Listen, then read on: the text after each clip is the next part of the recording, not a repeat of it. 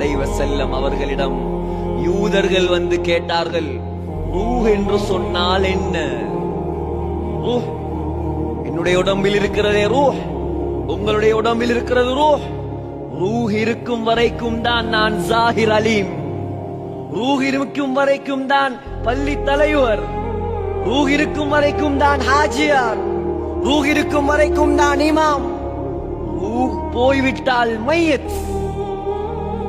தலைவராக இருக்கலாம், மௌலவியாக இருக்கலாம், மன்னனாக இருக்கலாம். சகோதரர்களே, ரூஹ் போய்விட்டால் எல்லாம் முடிந்தது. யூதர்கள் கேட்டார்கள் முஹம்மது ஸல்லல்லாஹு அலைஹி வஸல்லம் அவர்களிடம், ரூஹ் என்றால் என்ன?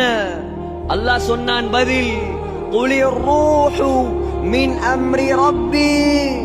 நபியே, அந்த யூதர்களிடம் சொல்லுங்கள், ரூஹ் என்பது என்னுடைய கட்டளை. ரூஹ் என்றா என்ன? அல்லாஹ்வுடைய கட்டளை. நான் இருக்க சொன்னா இருக்கும், போக சொன்னா போய்த்துடும். எப்படி விளக்கம்? அல்லாஹ்வுடைய விளக்கம். இதான் குர்ஆனை படி